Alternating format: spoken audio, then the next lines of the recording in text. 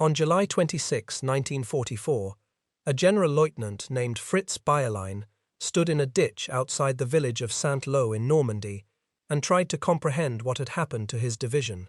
24 hours earlier, the Panzer Lehr Division had been the most lavishly equipped armored formation in the entire German army.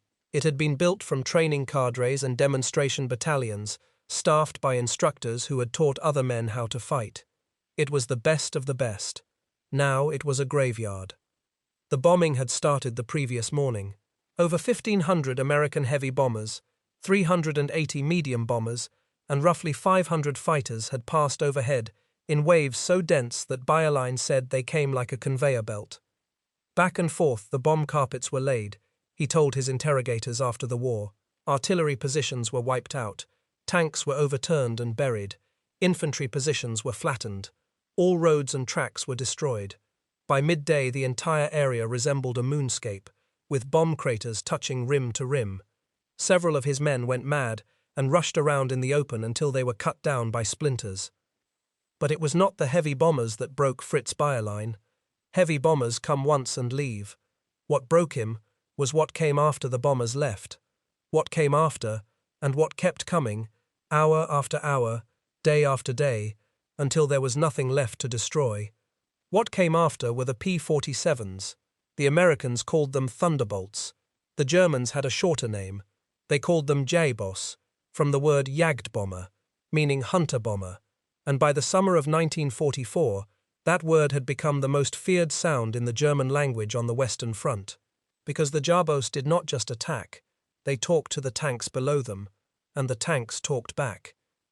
If this story moves you, a like helps it reach others who care about these men. And if you are new here, subscribe. Bayerlein was not the only German commander watching his forces disintegrate under a weapon system he could not counter. Across Normandy, from the Cotentin Peninsula to the Seine, German divisional and corps commanders were filing after action reports that returned again and again to the same bewildered observation. The Americans had done something to the relationship between their aircraft and their ground forces that the German army had never seen before and could not replicate. German tactical doctrine, arguably the finest in the world, was built on a clear assumption about air power. Aircraft supported ground forces by attacking targets behind the front, by interdicting supply lines, by strafing columns on the march. This was how the Luftwaffe had operated with devastating effect in Poland, in France, in the opening months of the war against the Soviet Union. The Stuka dive bomber and the panzer column had been the signature combination of Blitzkrieg. The Germans had invented close air support as the world understood it. But what the Americans were doing in Normandy was not close air support as the Germans understood the term. It was something else entirely. It was not aircraft supporting tanks. It was aircraft and tanks fused into a single weapon, connected by a radio link so fast and so direct that a tank commander could see a German position, speak into a microphone, and watch fighter bombers hit that position 3 minutes later. 3 minutes. In the German system, a request for air support traveled up the ground chain of command, across to a joint operations center, back down to a Luftwaffe command post, and then out to the aircraft. The process took hours. By the time the planes arrived, the target had moved. The Americans had eliminated that chain entirely, and the tool they used to eliminate it was so simple that when German intelligence officers finally understood what it was, they could not believe it had taken so long for someone to think of it. It was a radio, a single radio, placed inside a tank. That radio, and the system it created, is the key to everything that follows. Because the story of how American tanks learned to call down P-47s is not a story about technology. The radio already existed. Every P-47 carried one. The story is about something deeper. It is about two military cultures, one that kept its air force and its army in separate worlds, and one that put them in the same vehicle. And it is about one man, an Air Force general who had never commanded a tank in his life, who looked at the problem and saw the solution that centuries of military tradition had hidden from everyone else. But before we get to that man and that machine, we need to understand what the J-Boss had already done to the Germans before the system even existed, before Quesada put a radio in a tank, before armored column cover was invented, before any of the innovations that would make the P-47 the most feared aircraft on the Western Front. On June 6, 1944, the day of the invasion itself, Bayerlein's Panzer Lehr Division was stationed near Chartres, over 100 miles south of the Normandy beaches. The division was ordered north to Caen immediately. It was a straightforward road march. In peacetime, it would have taken a single day. Bayerlein's columns stretched for miles along the narrow French roads. Hundreds of tanks, half-tracks, trucks, and self-propelled guns moving bumper to bumper in the summer heat. The fighter bombers found them within hours. On June 7 alone, Allied aircraft destroyed more than 200 of Panzer Lehr's vehicles, 84 half-tracks and self-propelled guns, 5 tanks, 130 trucks. The column was struck so frequently and so relentlessly that Bayerlein's soldiers gave the road a name. They called it the Jabo-Rennstrecke, the fighter-bomber racecourse, because driving on that road felt like being a target in a shooting gallery that never closed. Every time the column stopped, the men leapt from their vehicles and dove under the hulls for cover. Every time the aircraft passed, they climbed back in and tried to move another few hundred meters before the next wave arrived. The 2nd SS Panzer Division Das Reich, ordered up from Toulouse in southern France, was forced into night marches and constant dispersal to avoid the same fate. Tank crews drove with their hatches closed in the summer heat, half blind, drenched in sweat, because an open hatch was an invitation for a strafing run. The sound of aircraft engines became the most dreaded noise on the Western Front. When a German soldier heard that sound, he had seconds to find cover. If there was no cover, he prayed. That was what the Jabos could do without the radio system. Without direct communication between the tanks below and the aircraft above, without any coordination at all, just fighter bombers roaming freely over roads where German vehicles happened to be moving. Now imagine what they could do when the tanks on the ground were telling them exactly where to strike. That brings us to the machine. The story of the P-47 Thunderbolt starts not in Normandy, but in a factory on Long Island, New York, where a company called Republic Aviation was building the largest, heaviest, and most indestructible single-engine fighter the world had ever seen. In 1940, before the United States had entered the war, Republic Aviation began designing an aircraft that broke every rule fighter pilots held sacred. Fighters were supposed to be light, nimble, and fast. The aircraft Republic designed was none of these things. It weighed nearly 5 tons empty. It was so large that pilots who flew Spitfires or Messerschmitts looked at it and laughed. They called it the Jug, most likely because its barrel-shaped fuselage resembled a common glass milk jug of the era, though some have argued the name was short for Juggernaut. The aircraft was the P-47 Thunderbolt, and everything about it that made fighter pilots uncomfortable was precisely what made it the most devastating ground attack platform of the Second World War. The heart of the P-47 was its engine, a Pratt & Whitney R2800 double Wasp. It was an air-cooled radial engine with 18 cylinders arranged in 2 rows around a central crankshaft, producing 2,000 horsepower. That air-cooled design was the P-47's secret advantage over every liquid-cooled fighter in the sky. A Messerschmitt B, F-109, a Spitfire, a P-51 Mustang, all used liquid-cooled inline engines. A single bullet through a coolant line and the engine would overheat and seize within minutes. The P-47's radial engine had no coolant lines. A bullet could punch through a cylinder, shatter a rocker arm, destroy an entire cylinder head, and the remaining 17 cylinders would keep firing. P-47s routinely flew home with chunks of engine missing, with holes in the cowling large enough to put a fist through. No liquid-cooled fighter could survive that kind of punishment. And punishment was exactly what the P-47 was designed to deliver. It carried 8.50 caliber Browning machine guns, 4 in each wing, with up to 425 rounds per gun. That was up to 3,400 rounds of ammunition in a single aircraft. All 8 guns firing together produced a combined rate of approximately 100 rounds per second. A 5-second burst put roughly 500 rounds into a target area the size of a small table. In addition to the guns, the Thunderbolt could carry up to 2,500 pounds of bombs on external racks, and 10 5-inch high-velocity aerial rockets. It was, in effect, a flying arsenal with the durability of a tank. By the end of the war, Republic Aviation had built 15,683 P-47s, making it the most produced American fighter of the entire conflict. But in June of 1944, the P-47's most important quality was not its guns, its bombs, or its armor. It was the small radio bolted behind the pilot's seat.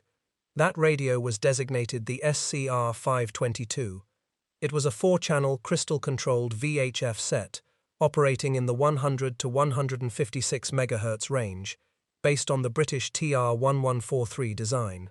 It was standard equipment in every American fighter aircraft, and in the summer of 1944, one man decided to take that radio out of the sky and put it in a tank.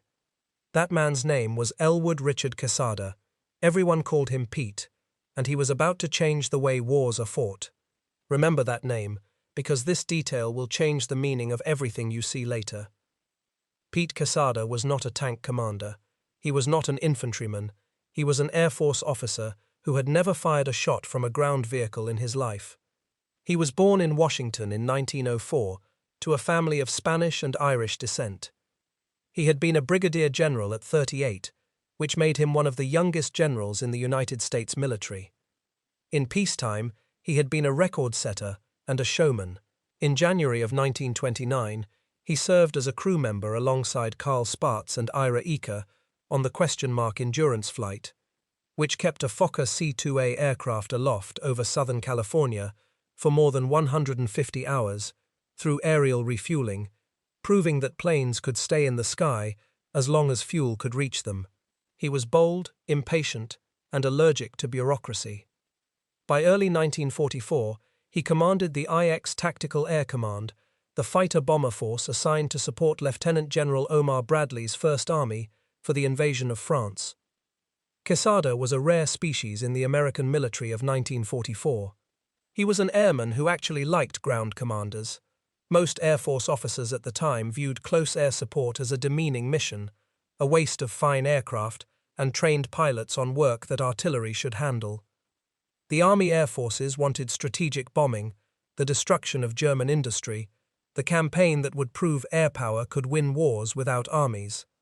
Close air support was a sideshow. Quesada disagreed. He had watched the campaigns in North Africa and Sicily from a distance and had seen the same problem repeat itself over and over.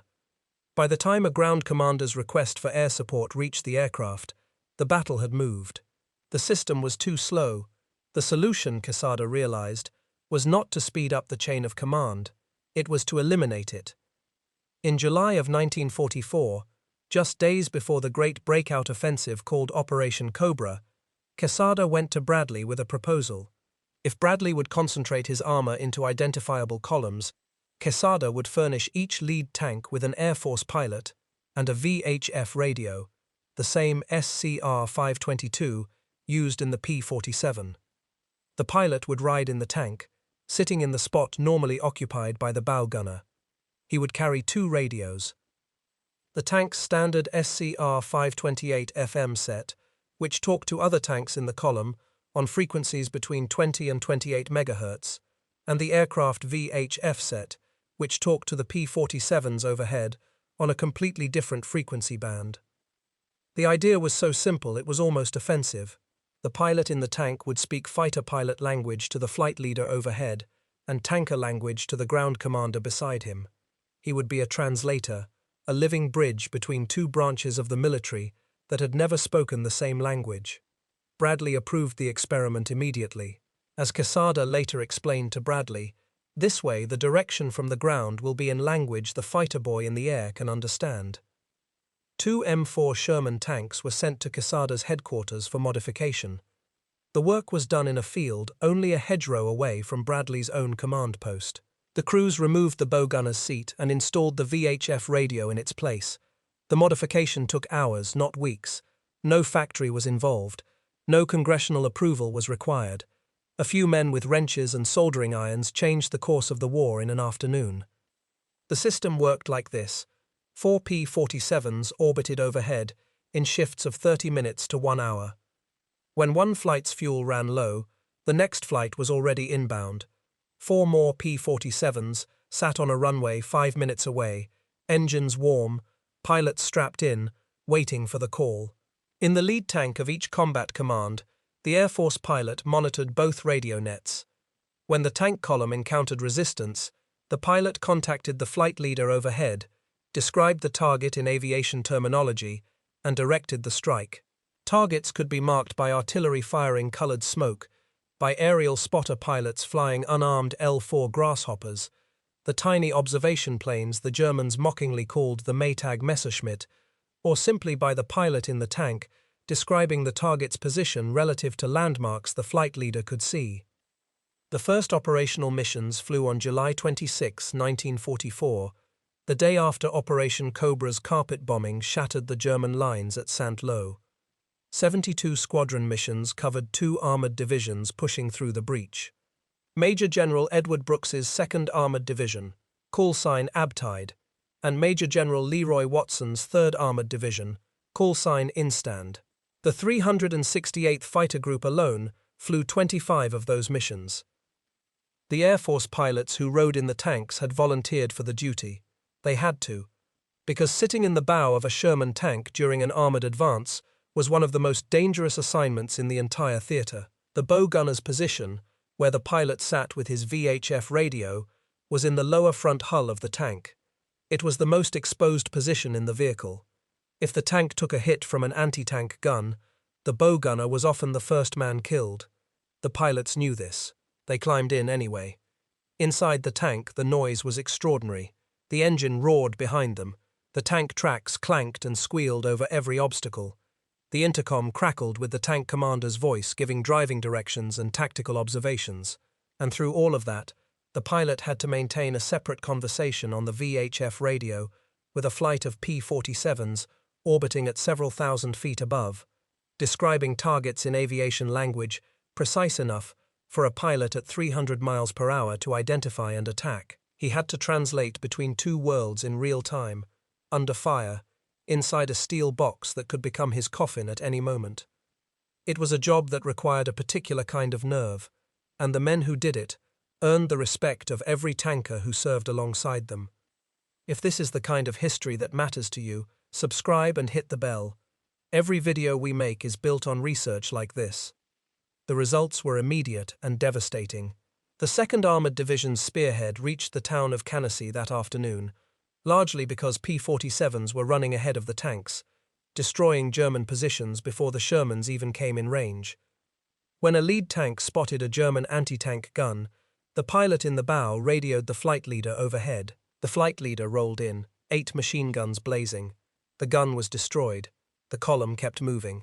The entire exchange, from the moment the tank commander saw the gun to the moment the bombs hit, took 3 minutes. In the German army, that same request would still be sitting on a Luftwaffe liaison officer's desk. Now consider what this looked like from the German side. You are a German anti-tank crew. You have dug your 75mm gun into a hedgerow. You have clear fields of fire. You have camouflage. You have been told to hold this position and destroy American armor. The first Sherman appears on the road 400 meters away. You prepare to fire, and then, before you can pull the lanyard, 4 aircraft that were not there 10 seconds ago come screaming out of the sky at 300 miles per hour, 8 machine guns per aircraft, 500 rounds hitting the ground around your position in 5 seconds. You never had a chance to fire. You never even had a chance to see what killed you. That was what armored column cover felt like on the receiving end. But Cobra was only the beginning. What Quesada had proven with 2 modified tanks was about to be scaled across the entire American front, and the man who would scale it, who would take Quesada's invention and turn it into the most feared air-ground weapon of the war, was a Texan named Otto Weyland. Brigadier General Otto P. Weyland, who everyone called Opie, was a Texas A&M graduate and a distinguished graduate of the Air Corps Tactical School. He had commanded the 19th Tactical Air Command, known as the X-1X-TAC, since early 1944, and on August 1, 1944, when Lieutenant General George S. Patton's Third Army became operational and began its legendary race across France, Weyland's X-1X TAC was assigned as its air partner. What Weyland did next was take Quesada's experiment and industrialize it. He more than tripled the number of air liaison officers embedded with Patton's armored columns, finding the Army's existing allocation completely inadequate for the speed at which Patton moved. He moved his own advanced headquarters next to Patton's so that the air commander and the ground commander were planning operations in the same room, looking at the same maps, making decisions at the same table. When Patton's headquarters moved, Weyland's headquarters moved with it. They ate in the same mess. They shared the same situation reports. Weyland's operations officers knew what Patton's corps commanders were planning before the orders were issued, and Patton's staff knew what air assets were available before they had to ask. The result was a level of air-ground integration that no other army in the world could match. He refined the rotation of P-47 flights overhead until armored column cover became a continuous, all-day and everyday presence above every major American advance. Patton, who had begun the war deeply skeptical of air power, who had believed that tanks could outrun any need for air support, watched Weyland's system work and changed his mind completely.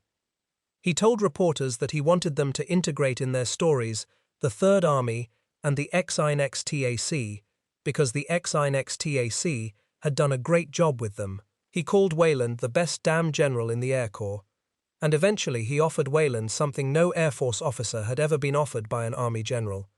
He offered to take him on as a ground corps commander, the highest compliment Patton was capable of paying another man. The numbers tell the scale of what Weyland's command accomplished. Over 281 days of operations, from August 1944 to VE Day, the X-1X TAC flew 74,447 sorties. They dropped over 17,000 tons of bombs and 3,200 napalm tanks. They fired 4,500 rockets. They destroyed or damaged over 3,800 tanks and armored vehicles, 38,000 motor vehicles, over 4,000 locomotives, and 1,600 German aircraft. Those numbers are staggering, but they conceal the single most important effect of the system. The Germans were not just losing vehicles, they were losing the ability to move. And losing the ability to move, for an army built on maneuver warfare, was losing the ability to fight. And that brings us to the moment the system proved itself beyond any possible doubt. August 7, 1944, the German counterattack at Mortain. Hitler, watching the American breakout from Normandy with increasing fury, ordered a massive armored counterattack aimed at cutting through the narrow corridor at Avranches and splitting Patton's army in two. The operation was called Lüttich. 5 panzer divisions were committed, including the 2nd SS Panzer Division Das Reich and the 2nd Panzer Division. The attack struck the American 30th Infantry Division at Mortain in the early morning darkness. The initial blow was powerful. German armor pushed through American positions and seized the town. But the Americans held a critical piece of high ground, Hill 314, where a battalion of the 30th Division's 120th Infantry Regiment refused to be dislodged. The men on Hill 314 were surrounded. They were cut off from supply and reinforcement.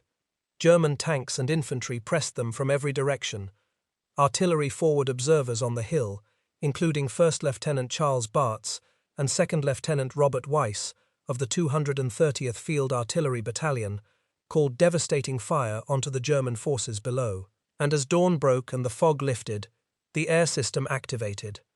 That single day, August 7, the IX Tactical Air Command flew 429 sorties into the Mortain area.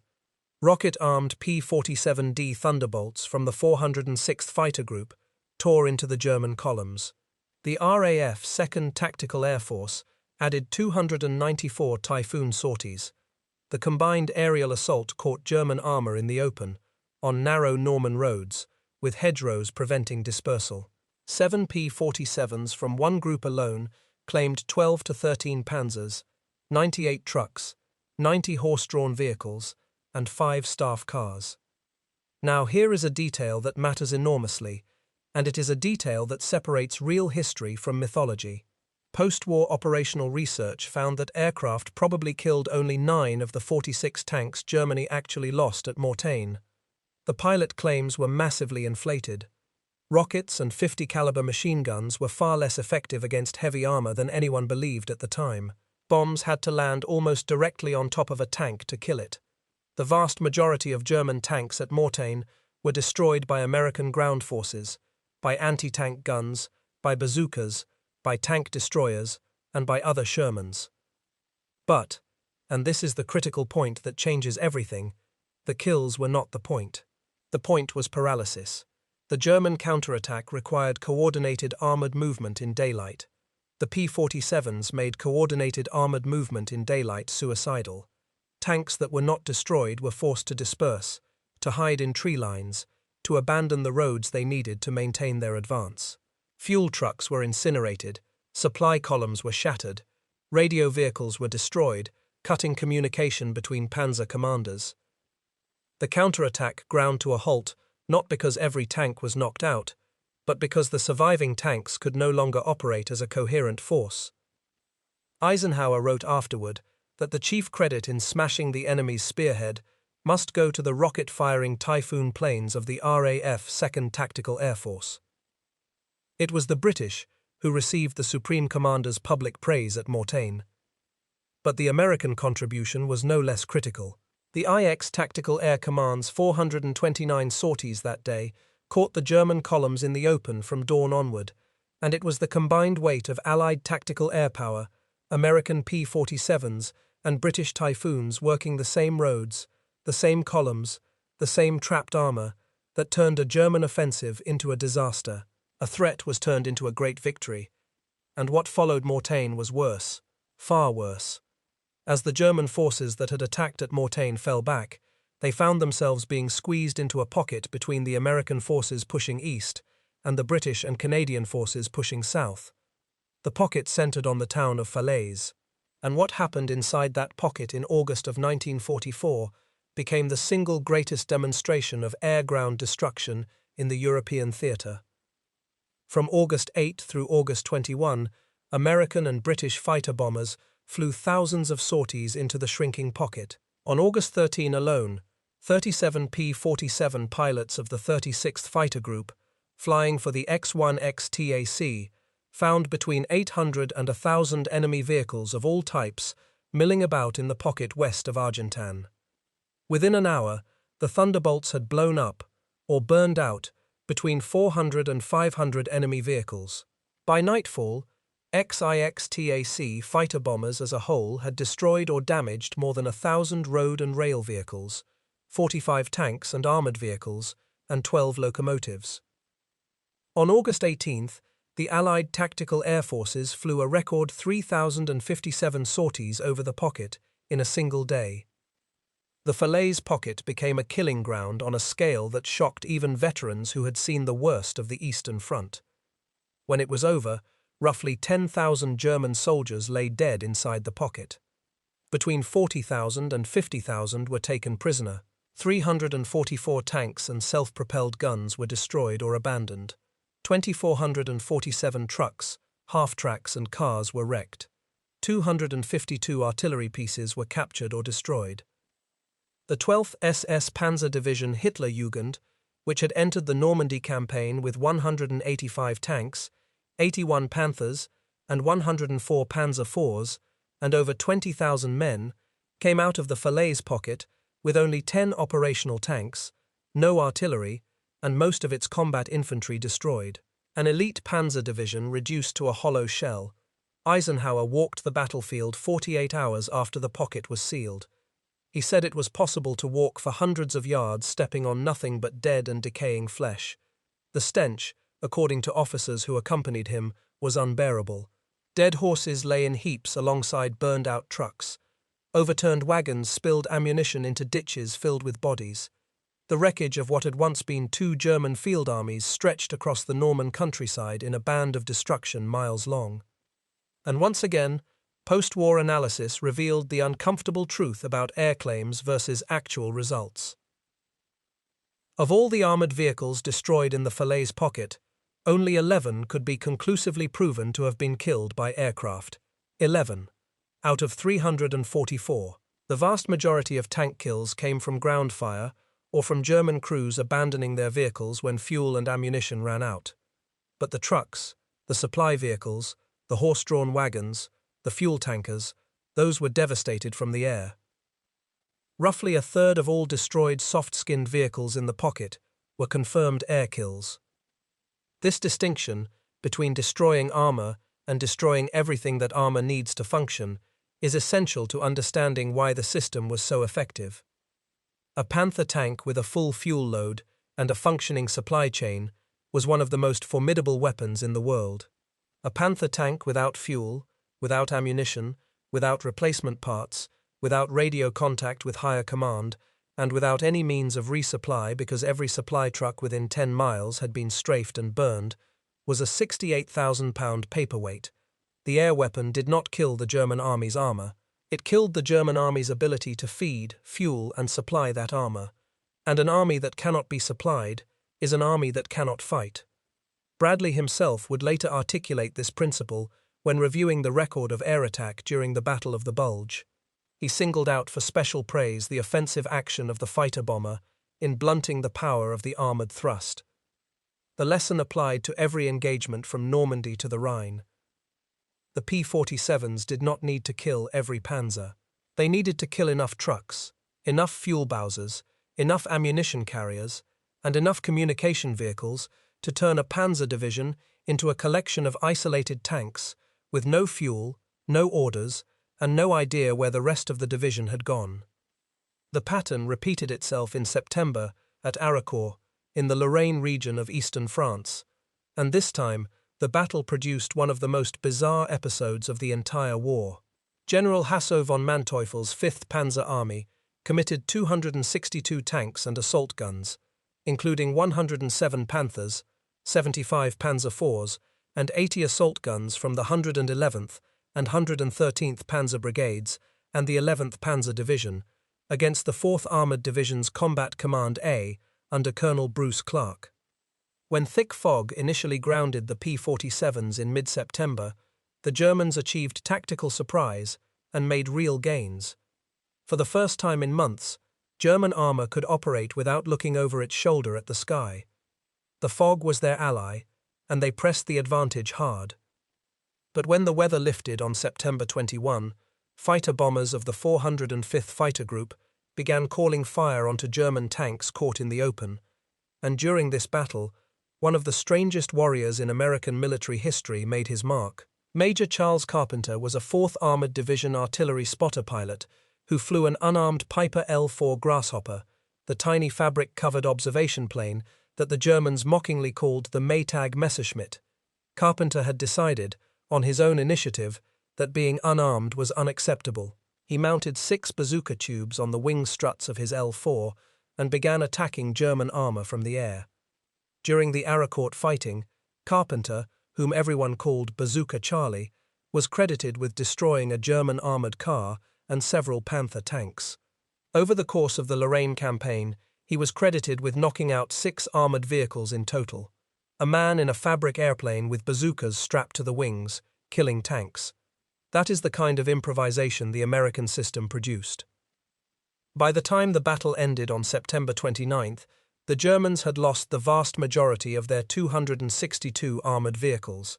Clark's combat command had suffered a fraction of those losses. The clearing weather and the air-ground system had turned a German counteroffensive into a catastrophe. But the true reckoning, the moment that revealed the full depth of the German helplessness against this system, came 3 months later. It came in December, in a frozen forest called the Ardennes, and the Germans knew exactly what they feared most. They planned their entire offensive around neutralizing it, and for 6 agonizing days, their plan worked. December 16, 1944, 5:30 in the morning, the German Ardennes offensive opened with a barrage of 1,600 guns along an 80-mile front. More than 200,000 German troops in some 20 divisions smashed into the thinnest section of the American line. Hitler had chosen the date for one reason above all others. The weather forecast called for at least a week of heavy overcast, fog, snow, and low clouds across the Ardennes. The P-47s could not fly. The system that had destroyed his armies at Mortain and Falaise was blind. This was not an incidental consideration in the planning. It was the primary consideration. Hitler's operational staff had studied weather patterns for weeks to find the optimal window. They needed a period long enough to drive their panzers to the Meuse River crossings before the skies cleared. The entire timetable of the offensive, the speed of the advance, the fuel allocations, the bridging equipment, all of it was calculated against one variable above all others. How many days of bad weather did they have before the Jabos returned? That a nation fighting for its survival based the timing of its last great offensive, not on the enemy's ground strength, not on the disposition of his reserves, but on his weather forecast, tells you everything about the power of the system Pete Quesada had built 5 months earlier in a Norman hedgerow. And for 6 days it worked. Low clouds, thick fog, and constant snowfall grounded the Allied air forces almost completely. German panzer columns moved in daylight for the first time since June. The 5th Panzer Army drove 50 miles westward. Bastogne was surrounded. The front was torn open. Then, on December 23, a massive high-pressure system swept in from the east. The soldiers called it the Russian High. The skies over the Ardennes cleared to a hard, brilliant blue. There is a story about how that weather arrived that Patton's men told for decades afterward. On December 8, before the German offensive had even begun, Patton had summoned his Third Army chaplain, Colonel James O'Neill, to headquarters in Nancy. Patton told the chaplain that because of his intimate relationship with the Almighty, he wanted a prayer for good weather, and he wanted it written within 3 hours. O'Neill wrote it. Patton had 250,000 copies printed with his Christmas greeting on the reverse, and distributed one to every soldier in the Third Army. Whether the prayer or the Russian High deserves the credit is a question for theologians. What matters for this story is what happened when the sky opened. On December 23, C-47 transport planes parachuted desperately needed supplies to the 101st Airborne Division besieged at Bastogne, and alongside the transports came the P-47s, wave after wave after wave. For the next 5 days, from December 23 through December 27, the Allies enjoyed nearly perfect flying weather. The P-47s fell on Manteufel's columns, supply depots, bridges, and rail yards, with a fury that erased 6 days of German progress in less than a week. Manteuffel himself later testified that from December 23, the Allied air forces were able to operate freely. They found worthwhile targets throughout the whole area of the offensive. The mobility of the forces decreased steadily and rapidly. Single attacks and single decisions could be decisive beyond all proportion. Kampfgruppe Piper, the armoured spearhead of the 6th SS Panzer Army and the most dangerous German force in the entire offensive, was crippled by fuel shortages throughout its advance. At Francorchamps, on the road north of Stavelot, Major Paul Solis of the 526th Armoured Infantry Battalion seized gasoline from a massive American fuel dump, had his men pour it into a deep road cut with no turnout, and set it ablaze. The result was a wall of fire that no tank could cross. The German column turned back. That single improvised roadblock denied Piper access to over 3 million gallons of fuel, the closest he ever came to the reserves that could have sustained his drive to the Meuse. When the skies finally cleared on December 23, P-47s fell on German supply lines across the entire Ardennes front, sealing the fate of forward units like Piper's already immobilized battle group. The most powerful armored spearhead in the German army was stopped not by a superior tank force, but by the inability to keep its tanks fueled. By December 26, the 4th Armored Division had broken through to Bastogne. The Bulge was contained.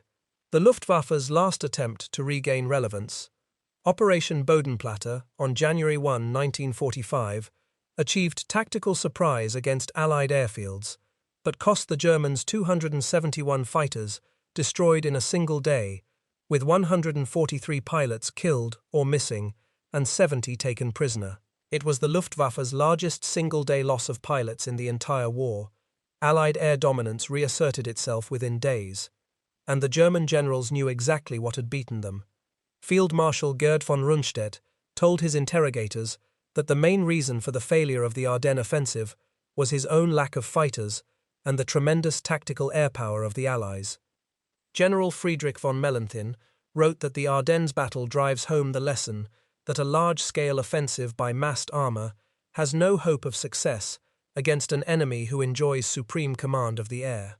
Adolf Galland, Germany's general of fighters, stated simply that from the very first moment of the invasion, the Allies had absolute air supremacy. No hope of success, not slim hope, not difficult, no hope. That is the answer to this video's title. But understanding that the system worked is only half the question. The other half, the half that reveals something deeper about two armies and two ways of thinking about war, is why the Germans could not build the same system themselves. Because the technology was not secret, radio was radio. The Germans had excellent radios. They had excellent aircraft. They had the finest ground forces in Europe. They had invented the entire concept of coordinating aircraft with armored spearheads. The Stuka and the panzer had been the original team, so why could they not replicate what Quesada built? To understand this, you need to understand how the original German system had worked, and why it was fundamentally different from what the Americans created. In Poland in 1939 and in France in 1940, the Luftwaffe had pioneered air-ground coordination through a system of Fliegerverbindungsoffiziere, air liaison officers, who rode with panzer spearheads. These officers could request Stuka strikes by radio through Luftwaffe channels. The system worked brilliantly when two conditions were met. First, the Luftwaffe had to control the sky. Second, there had to be enough aircraft available to respond to requests. But even at its best, the German system was indirect. The tank commander told the liaison officer what he needed. The liaison officer radioed the Luftwaffe Operations Center. The Operations Center assigned aircraft. The aircraft flew to the target area and attacked what they could find.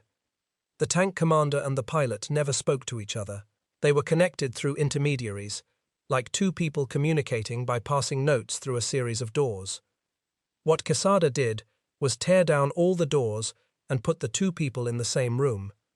His pilot sat in the tank. He could see what the tank commander saw. He could hear the tank commander's voice.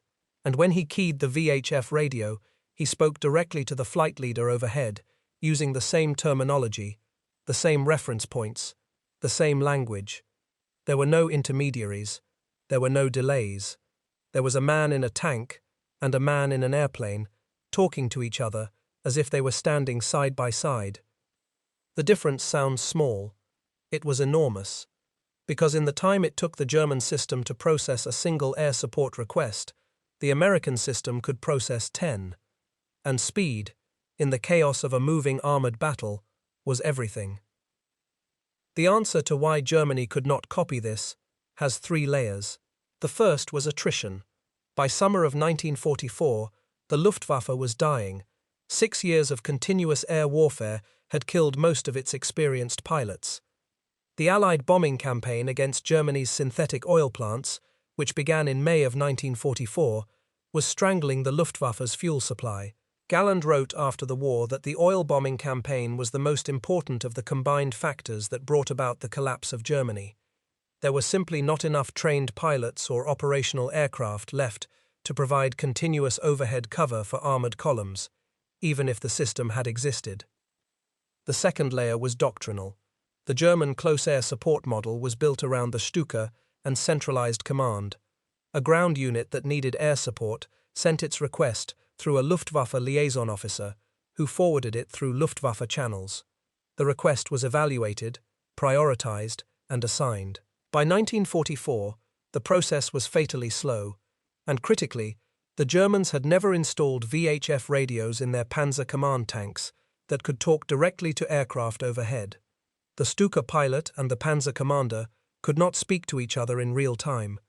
They existed in separate communication networks, connected only by the slow chain of liaison officers that Quesada had eliminated with a single radio. The third layer is the one that matters most, because it is the one no amount of radios or aircraft could have fixed. The German military was built on a principle of organizational separation between the army and the air force that went deeper than doctrine. It went to identity.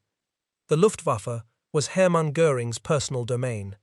It was a separate branch of the Wehrmacht with its own command structure, its own promotion system, and its own culture. Goering guarded its independence with the jealousy of a feudal lord. The idea that an army general might directly control Luftwaffe assets, that a tank commander might give orders to a pilot overhead, was not merely unorthodox in the German system, it was a violation of organizational sovereignty. It would have required Goering to surrender control of his aircraft to army generals, and Goering would have destroyed the Luftwaffe before allowing that to happen. The American system had no such wall, or rather, it had torn the wall down. Quesada sat in Bradley's headquarters, Weyland sat in Patton's. Air Force pilots rode in army tanks. The entire system depended on men from two branches working not side by side, but fused together, sharing vehicles, sharing radios, sharing risk. An Air Force pilot in the bow of a Sherman tank was as vulnerable to a German anti-tank round as the tankers sitting beside him. He was not supporting the army from a safe distance. He was inside the army, at the point of the spear, calling down fire while the enemy shot at him. That fusion, that erasure of the boundary between air and ground, was something the German military culture could not produce. Not because German officers were less intelligent or less brave, they were neither, but because the structure of the Wehrmacht made it institutionally impossible. The wall between Goering's Luftwaffe and the army's panzer divisions was not a policy that could be changed with a memorandum. It was a power structure that defined who controlled what, and no general on either side of that wall was willing to surrender that control, even as the army bled to death beneath unchallenged skies. And so the Germans watched, and they understood exactly what was being done to them, and they could not reply. Weyland knew what the P-47s were doing to his Panzer Lehr division.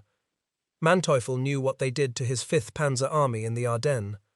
Rommel had already conceded in Normandy that the enemy's air superiority has a very grave effect on our movements, and that there is simply no answer to it. They all knew, and none of them could fix it. The daily reality for German soldiers on the Western Front in the summer and autumn of 1944 was shaped entirely by this helplessness. Panzer divisions that had once moved freely across the steppes of Russia now crept along French roads only at night, headlights off, navigating by starlight. Supply convoys waited until dusk to leave their depots. If a truck broke down on a road during daylight hours, its crew abandoned it and hid in the nearest ditch, because stopping on an open road in daytime was a death sentence. Headquarters relocated constantly, never staying in one place long enough for the pattern of radio traffic and vehicle movement to attract attention from above. German soldiers developed an acute sensitivity to sound. They could distinguish the engine note of a P-47 from a P-51 from a Typhoon. The P-47's massive radial engine had a distinctive deep rumble that carried for miles. When that sound appeared, everything stopped. Vehicles pulled under trees. Men dove into foxholes. Anti-aircraft guns, what few remained, opened fire more out of desperation than hope. The P-47 flew too fast, too low, and too unpredictably for light flak to be reliably effective, and when the aircraft had passed and the sound faded, the men climbed out, brushed off the dirt, and tried to remember what they had been doing before the sky tried to kill them. Then they heard the sound again, because another flight was already inbound. Consider what that means. The finest military minds in the German army, men who had conquered France in 6 weeks, who had driven to the gates of Moscow, who had designed tactical doctrines that armies around the world studied for decades afterward, looked at a system built from one radio, one airplane, and one tank, and could not duplicate it. Not because it was technically complex, it was staggeringly simple, but because duplicating it required their military to become something its culture would not permit. It required the Air Force and the Army to stop being separate institutions and start being one organism. The Americans did this not because they were wiser, but because they were newer. The United States military in 1941 did not have centuries of institutional tradition dictating who controlled what. The Army Air Forces were not yet a separate branch. They were still part of the Army.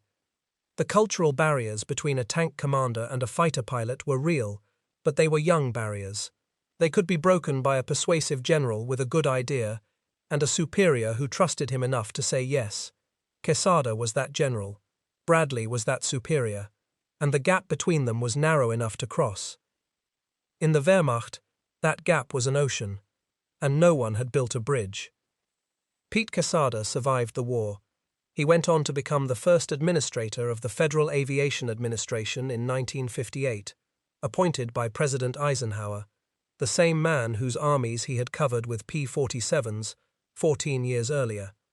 He died in 1993 at the age of 88. Bradley had once told an aide that Quesada was a jewel. In his memoirs, Bradley ranked him among the most capable American generals in the European theater. Otto Weyland also survived. He went on to command tactical air forces in Korea and retired as a 4-star general. Patton's offer to make him a ground corps commander remains one of the strangest compliments in the history of the American military. An armor general telling an air general that he wanted him commanding tanks. That sentence would have been incomprehensible in the Wehrmacht. Fritz Bayerlein survived as well. He was captured in April of 1945 in the Ruhr Pocket, and spent years providing testimony about what it had been like on the receiving end. His soldiers had given the road from Wehr to Beni Bocage a name. They called it the Jabo Rennstrecke, the fighter-bomber racecourse, because the P-47s attacked it so relentlessly that driving on it felt like running laps on a track while someone shot at you from the grandstands. When his interrogators asked him about the defeat of the German army in France, Bayerlein did not talk about American numbers or American tanks, which he considered inferior to his own Panthers. He talked about what came from the sky. He described the calculated selection of fuel trucks as fighter-bomber targets, the devastating precision with which forward gasoline dumps were destroyed from the air, the impossibility of moving anything on a road in daylight. The 12th Army Group's own Air Effects Committee, summarizing interrogations with Bayerlein and dozens of other captured German commanders, reached a single conclusion.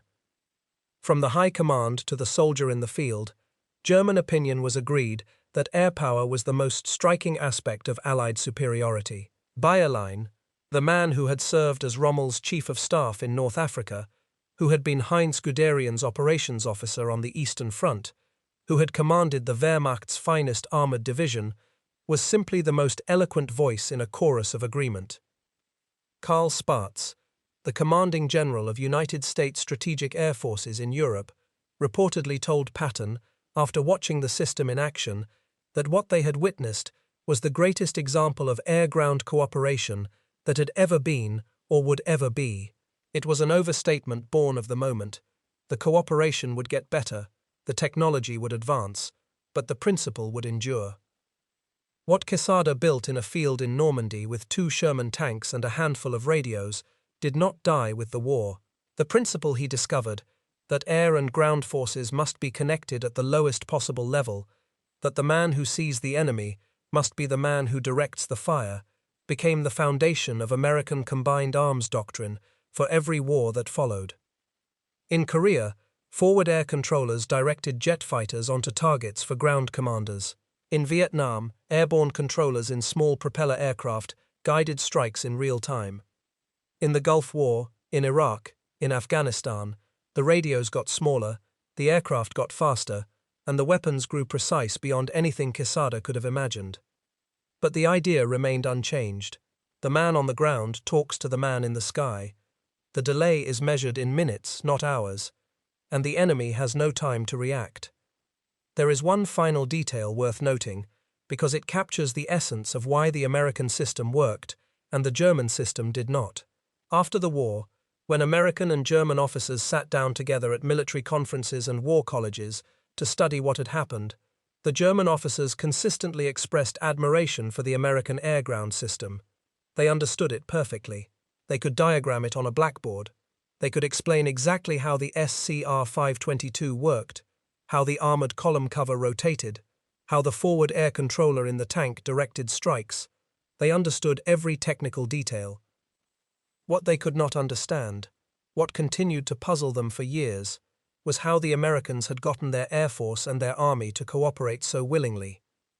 In the German experience, inter-service cooperation was a political negotiation, a struggle for resources and prestige between competing institutions. The idea that an Air Force general would voluntarily place his pilots inside army tanks, under army command, at army risk, without demanding institutional concessions in return, was foreign to them. It violated every rule of bureaucratic self-preservation they had ever known. The answer, of course, was that Quesada did not think in terms of institutional self-preservation. He thought in terms of killing Germans, and Bradley did not think in terms of army prerogatives. He thought in terms of winning the war. When those two priorities aligned, the institutional barriers fell, not because someone ordered them to fall, but because two men in the same headquarters decided that the mission was more important than the organization chart. That decision, made in a hedgerow in Normandy in the summer of 1944, is the real answer to this video's title. Rommel was right. There was no answer, not for an army built the way the Wehrmacht was built. The answer existed, but it existed only on the other side of a wall that the Germans had spent decades making sacred, and by the time they understood the wall was the problem, their army was already burning on the roads of France. Put the man who sees the enemy in the same vehicle as the radio that calls the airplane. Let them talk, and then get out of the way. The German commanders never solved that puzzle. Now you know why. Thank you for spending these minutes with these men. If this story reached you, a like is the single best way to help it find others who care about this history. If you are not subscribed, now is a good time, and the bell ensures you never miss one of these. I would love to hear where you are watching from today. And if someone in your family served in the Second World War, a father, a grandfather, an uncle, a neighbor you grew up hearing stories from, tell me about them in the comments. Every one of those men carried a story like the ones you just heard. Most of them never told it. This is how we make sure they are not forgotten.